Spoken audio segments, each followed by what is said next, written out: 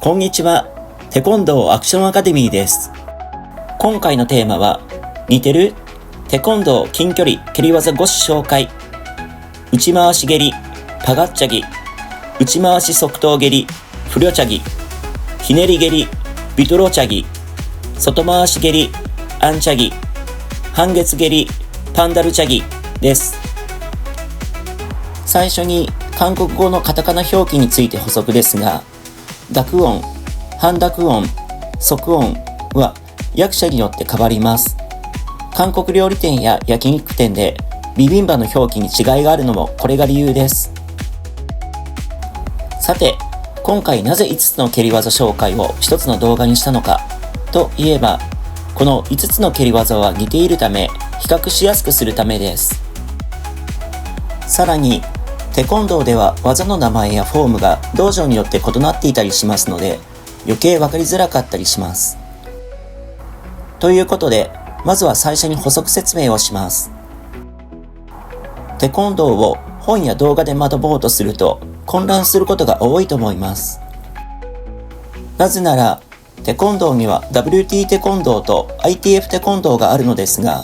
この2つは別の武道と言ってよいほど異なります。実際、道義、ルール、フォーム、型動作、すべて完全に異なり、技の名前を一部を除き異なります。さらに、WT テコンドー内でも技の名前が複数あり、蹴り技のフォームにも結構癖といいますか、違いがあったりします。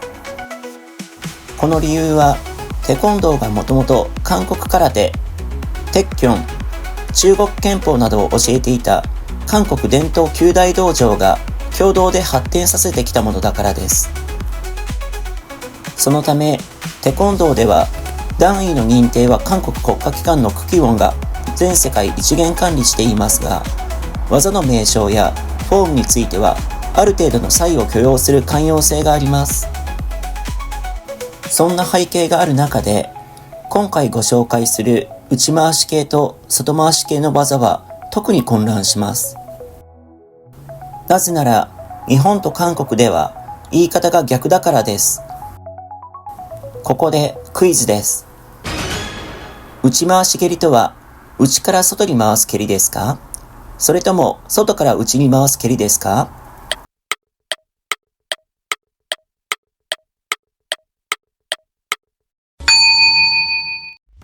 その答えですが、日本のテコンドー道場や極真空手などの空手道場では、内から外に回す蹴りを内回し蹴りと言います。それに対して、韓国テコンドーでは、外から内に回す蹴りを内回し蹴りというのです。さらに、韓国人師範の中には、内回し蹴りと外回し蹴りなどをどちらも一括りにフリョチャギという方もいらっしゃいます。このフリョチャギという名称は、フリョイコール強く振る、打つ、プラスチャギイコール蹴るのため、内回し蹴り、外回し蹴りだけでなく、後ろ回し蹴りを指すこともあります。また、日本の先生の中には、フリョチャギは内回し側頭蹴りのことだと教える方もいらっしゃいます。そのため、テコンドーを習っている方だけでなく、指導者でもそれぞれ異なった理解をしている可能性があります。以上、補足説明が長くなりましたが、ここからは実際に各技を順番に実演しながら、その技名とポイントをお伝えしていきます。なお、これは私の主観的な理解ですので、もし私が勘違いしていると思われた方、より正確なことをご存知の方は、ぜひコメントにて教えてください。1、内回し蹴り、パガッチャギ。これは足を内から外に円を描くように回転させる蹴り技です。ご覧ください。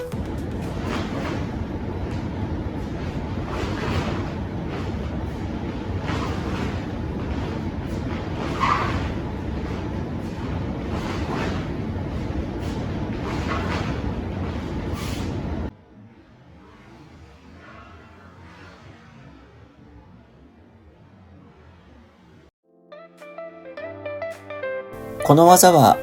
相手を KO させる、相手の蹴り技を受ける、かかと落としの時に足を上げる、などを目的として使います。目的に応じて使い分けられるように、大きな円を描くフォーム、コンパクトな円を描くフォーム、両方練習することをお勧めします。余談ですが、アンディ・フグ選手のかかと落としは、この内回しで足を上げます。ご覧ください。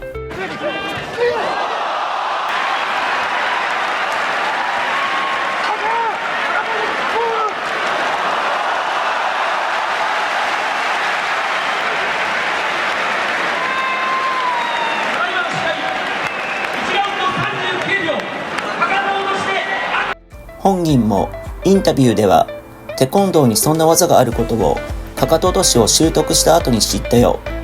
技のヒントとなったのはテコンドーではなくて空手の内回し上段蹴りさと語っています。参考としまして、テコンドーの内回し式のかかと落としはこんな感じです。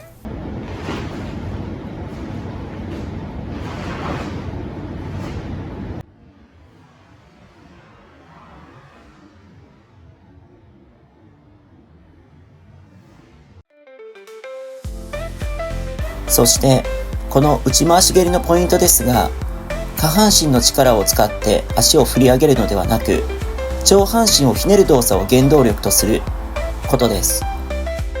イメージ的には、無知の動きは持ち手で操作するように、足イコール無知の動きを上半身イコール無知の持ち手でコントロールするわけです。これにより素早くキレのある動きになります。というより、こうしないと体の硬い私はそもそも足が上がりません。2、内回し側頭蹴り、フリョチャギ。これも内回し蹴りと同じく内から外に足を上げます。ご覧ください。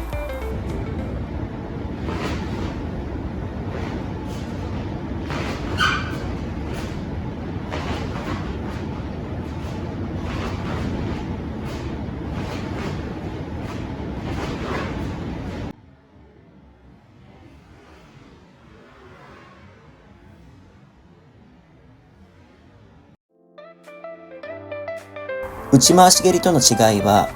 蹴るときに振り抜いて1回転させない。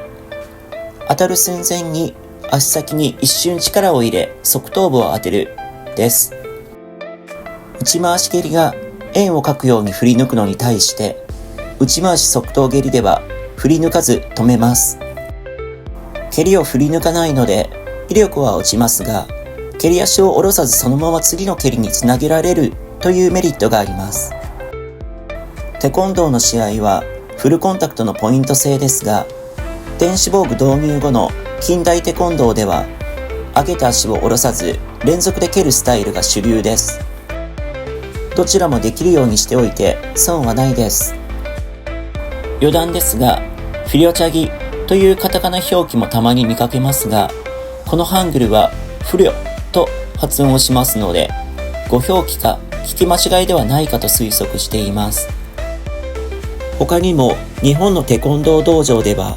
ネリョチャギをネリチャギ、トリョチャギをトラチャギというような発音の揺れがあります。3、ひねり蹴り、ビトロチャギ。ひねり蹴りはパッと見、内回し側頭蹴りと似ているかもしれません。ただ、その蹴り方は足を上げて回転させるのではなく、内側に膝を上げた後、外側斜めに蹴り上げます。そして内回し側頭蹴りが文字通り側頭を当てるのに対して、ひねり蹴りは足の甲を当てます。また内回し側頭蹴りは正面の相手を狙うのに対して、ひねり蹴りは斜め前の相手を狙います。それではご覧ください。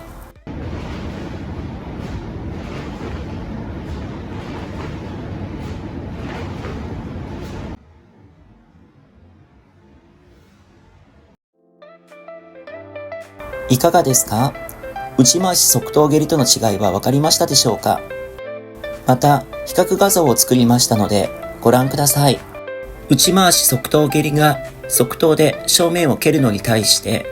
ひねり蹴りでは足の甲で斜め前方を蹴ります。最後、注意点ですが、股関節が硬い人は股関節ではなく膝をひねるフォームになり、膝を痛めるリスクがあります。どんな変則的な蹴り技でも、蝶番関節である膝をひねることは一切ありません。蹴り技の軌道や角度は球状関節である股関節で行い、膝から下は常にまっすぐ伸ばすだけであることを覚えておいてくださいね。4. 外回し蹴り、アンチャギ。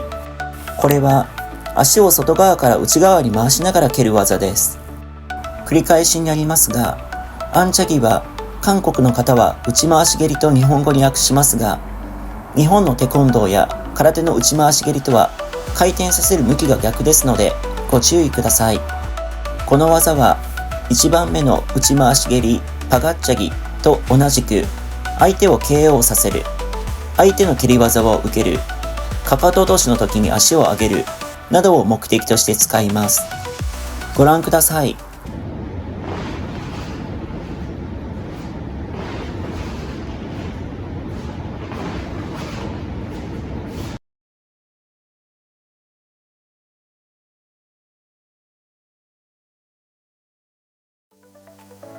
5. 半月蹴り、パンダルチャギ。この技は内回し蹴りや外回し蹴りが満月の円を描くのに対して、半月の半円を描くことから半月蹴りと言います。外から内に回して足の内側で蹴ります。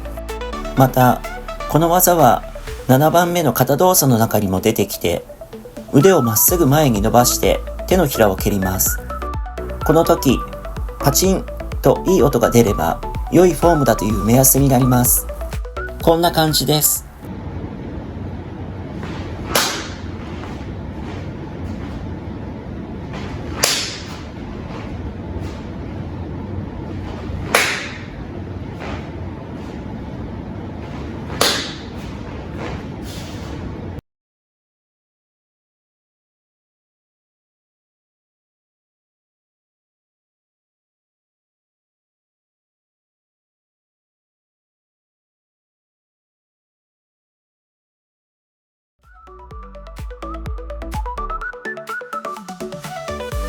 外回し蹴りとの違いは、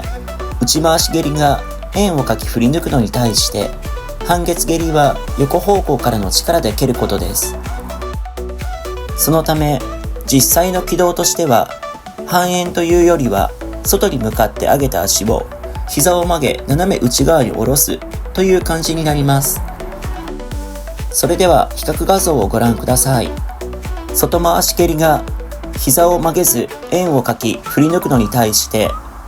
半月蹴りは膝を曲げ横方向にビンタするように蹴ります。以上、今回はテコンドーの近距離蹴り5種類を紹介し、その特徴と違いを簡単にお伝えしましたが、いかがでしたでしょうか。今回の蹴り技は少しマイナーなため、そもそも動画の数も少ないですし、技名が複数あるため、経験者の方でも分かりづらいと思います。この動画が少しでもお役に立てば嬉しく思います。最後までご視聴ありがとうございました。もし少しでも参考になったと思われたら、高評価ボタン、チャンネル登録もよろしくお願いします。Thank you for watching. If you like this video, don't forget to like it and please subscribe to my channel.